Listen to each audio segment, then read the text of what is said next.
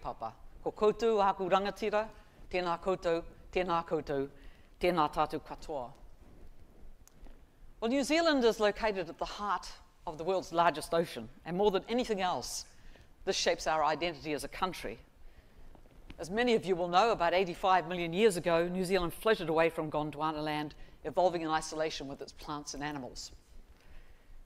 Jared Diamonds described New Zealand as the world's smallest continent, or the world's largest islands.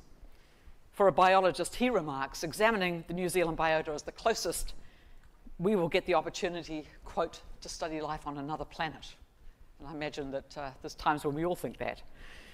Before the first human beings came ashore, living systems have been co-adapting here, as I said, for millions of years, creating an extraordinary array of endemic species, including flightless birds, giant snails, and walking bats. And we now know that the ancestors of many of these creatures had to fly, float, or were blown here. They had to survive a long, difficult oceanic journey or airborne journey and adapt to environments very different from those from which they'd come. And as they moved into new niches, this sparked rapid innovation and the emergence of new species.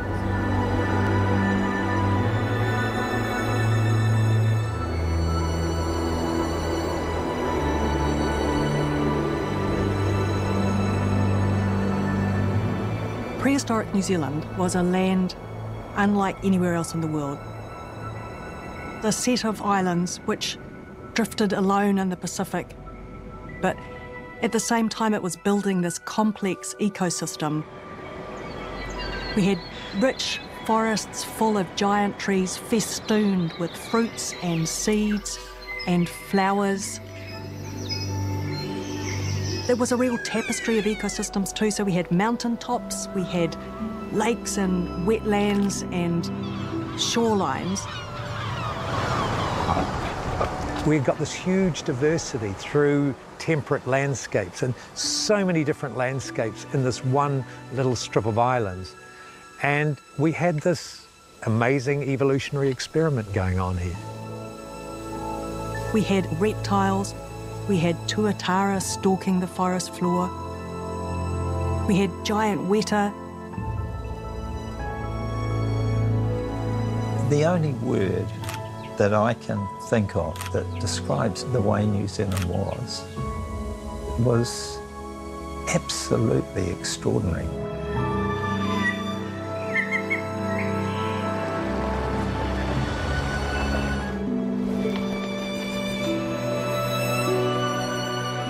So for 80 million years, the rules in this country were the dangerous critters that you kept away from were birds.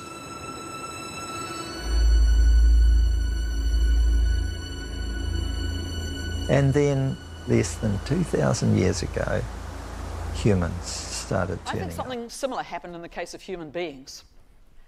In order to reach this remote archipelago, the ancestors of Māori had to invent blue water sailing, a legacy that we're still exploring. And when the first star navigators from island Polynesia landed here about 700 years ago, New Zealand became the last significant landmass on Earth to be found and populated by human beings. Like the first Polynesian voyagers, the first Western explorers to arrive in New Zealand, Abel Tasman and Captain James Cook, faced formidable challenges.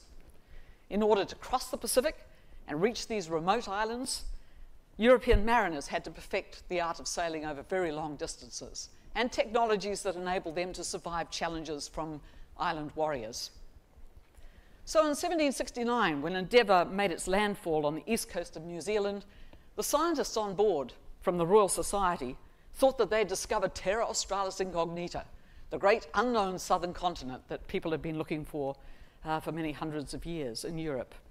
Fabled to be rich in gold and silver and pearls, with Rajas riding around on elephants. And instead what they discovered was my hometown of Gisborne. So at that time in Europe, life was in a phase of explosive innovation.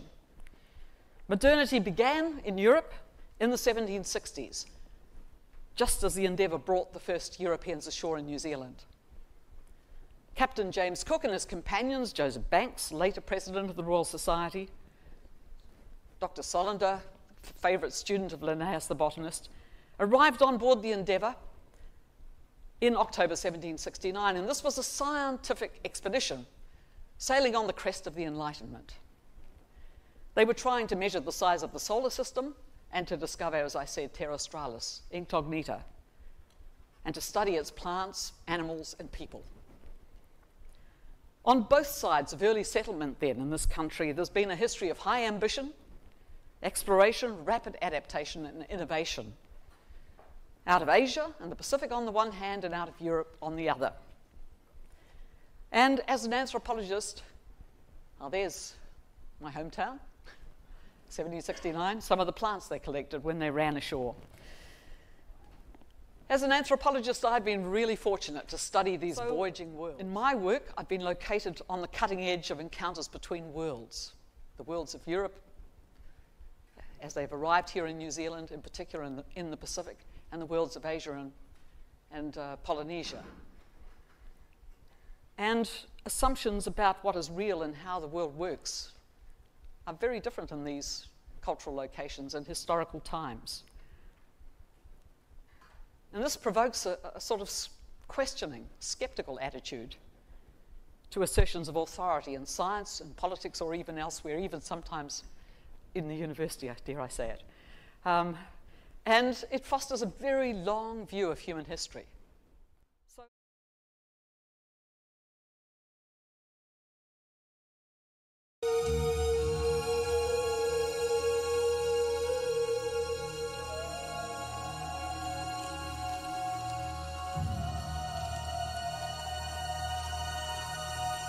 The Doctrine of Discovery itself is a concept, an international law concept, and it's also a social concept.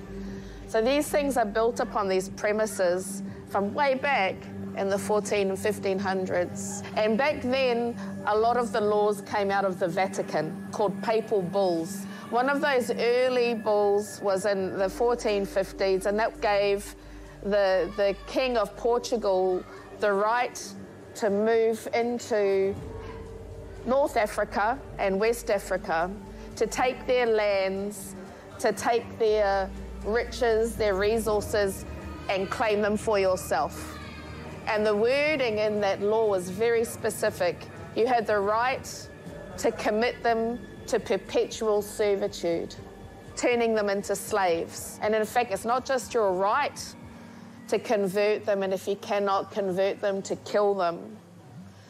It's actually your good Christian duty. We've been very slow to awaken to the story of the Doctrine of Discovery, and a part of that is New Zealand's tendency to believe in our own racial harmony.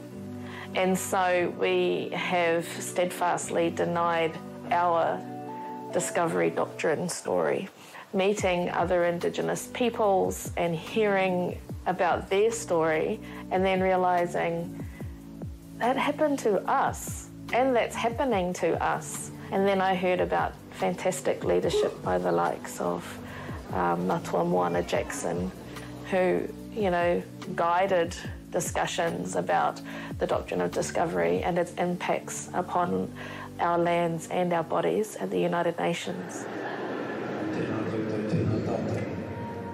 The Doctrine of Discovery is part of a wider process of colonisation, and colonisation for me is about taking away the lands, lives and power of other people. And Cook's proclamation of discovery was part of that process. It didn't start with Cook. It hasn't ended in 2019.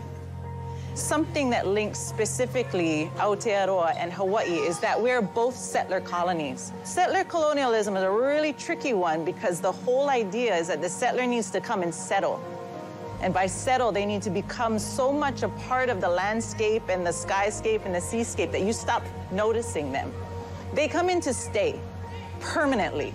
And if they want to come in and stay permanently, what has to happen to the people who are already there? Well, we have to move out of the way, right? Or we have to get pushed out of the way. The very idea that you can come in and move people out move our beliefs out, move our deities out, comes from those kinds of attitudes that were built in the Doctrine of Discovery. It felt lighter to share that story with Emalani and to share that story with Hawaii, with our Hawaii relations. It feels lighter to know, I think for anybody to know that you're not going through something by yourself. And so in that sense, I think when we share our stories of the Doctrine of Discovery with our Indigenous brothers and sisters, it's like sharing the load. We, as Indigenous peoples, are excellent custodians of our spaces. The beauty of this place that we live in has fed me across time, and so I have a level of reciprocity to our whenua and to our wai, to look after them and achieve justice for them. And then I also have a sense of reciprocity for the tipuna that I come from and what they have been through and survived. And so understanding their journey of justice and injustice is another part of what drives me. The return of Indigenous lands to Indigenous hands is not just about rights. We can't continue to apply these philosophies of the Doctrine of Discovery and entitlement to each other as people and hope to have a future as a planet. To overcome colonisation, we have to understand what it is. And one of the problems in this country is it's deliberately constructed myths about what has happened, that somehow the dispossession of Māori wasn't as bad as, say, the dispossession of Aboriginal peoples in Australia. But dispossession is dispossession, theft is theft. In the simplest terms, the Doctrine of Discovery is the idea under international law that when a European Christian country was the first European to discover new lands, they had a legal right to that area. The Doctrine of Discovery defined anybody who is not Christian as less than human and unworthy of land ownership. The Doctrine of Discovery, as practiced, is evil.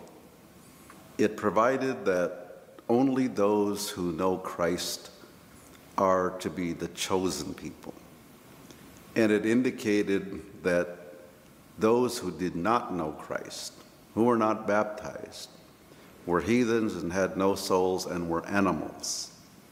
As a result of that, those heathens and animals could not own, possess, manage, or use their own indigenous lands. There is no question that religion was a major part of the Doctrine of Discovery and justification from the European viewpoint as to why they were predominant and dominant, and God intended for European Christians to have the whole world. And in the famous or infamous papal bulls in 1452 and in 1455, the Pope orders Portugal to invade, subdue the Saracen, and which was their word for Muslim, and the pagan of any of whatsoever, take their property, take their lives, govern them, rule them, take. The popes created these papal bulls and started this development of the Doctrine of Discovery. But this was not a Catholic Church-specific movement. The idea of acquiring the lands and rights of indigenous peoples was very much just a European idea, and maybe greed, let's say the word outright. Queen Elizabeth I is the best example. She was an excommunicated Catholic. She authorized English expeditions to North America to attempt the first English colonies in North America. She complied with the papal bulls, even though she was no longer Catholic. And so she ordered Sir Walter Raleigh and Sir Humphrey Gilbert, who were the first Englishmen authorized by the Crown to attempt colonies in what's now the United States. And I can quote you the phrase, she told them, "Go where no Christian prince has yet been, and acquire for me sovereignty, jurisdiction, and title." And so the race was on for European monarchs to discover and claim as much of the New World as possible in the name of Christ. Terra nullius is also an aspect of the Doctrine of Discovery, and there's two aspects of terra nullius. If land was completely empty and no human lives there, when a European power arrived there, they claimed it. But that wasn't the case when Columbus landed in what is now San Salvador. We were an estimated, in North and South America, 95 million natives. When the era of extermination by the United States of native peoples ended, we were less than 1 million people. And what happened to all of our ancestors who had a right to live here? Their rights should not have been subjugated by the doctrine of discovery. But Europeans were pretty intelligent, or should I say sneaky, about interpreting the doctrine of discovery in their own favor.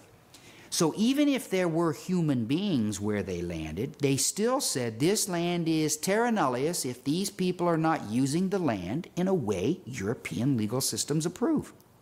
If they aren't farming, if they aren't using the land to the best and highest use, then that land is terra nullius and is vacant, quote unquote, and available for claim and acquisition by a European power. What the heck power. was that history all about? And where did it come from? And why were there so many Māori children like me put into the social welfare homes and pipelined to prison? I take full responsibility for my actions. But I learnt this on the way. I learnt that we grow up in the face of our histories, born into environments constructed by others. I wanted to know how that environment was constructed. My research led me into a journey into the history of colonization, to the Doctrine of Discovery. The Doctrine of Discovery became the foundation of all international law. It was created by the European monarchy and sanctioned by the Pope and the Catholic Church.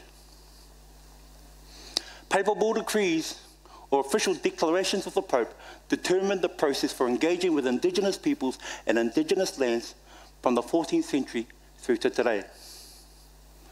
Romanus Pontifex, 1455, declared that if all indigenous nations were non-Christian, they had to be invaded, vanquished, captured, subdued, reduced to perpetual slavery, and to have their possessions and properties seized by the European monarchs. Taranalas, 1493, determined that if land was empty, it could be claimed by the European crown who found it. Secondly, if there were indigenous peoples there and they were not Christian, they didn't have right to entitlement of land, only rights of occupancy. What this meant was this: their status as human was lowered to that of a hedgehog, a hare, a rabbit, or a tree. They were determined to be flora and fauna. You might think that that is ancient history, but the last time this was used was by the US Supreme Court in 2007. The doctrine of discovery as applied by the European monarchies can be tracked all around the world. It led to the genocide, ethnocide, and linguicide of hundreds of millions of indigenous peoples and indigenous lands for nearly 700 years. The psychological impact of the doctrine of discovery is evident in all indigenous cultures affected by colonization. Deficit statistics in poverty, displacement, alienation, drug and alcohol, suicide is comparable right across the indigenous world.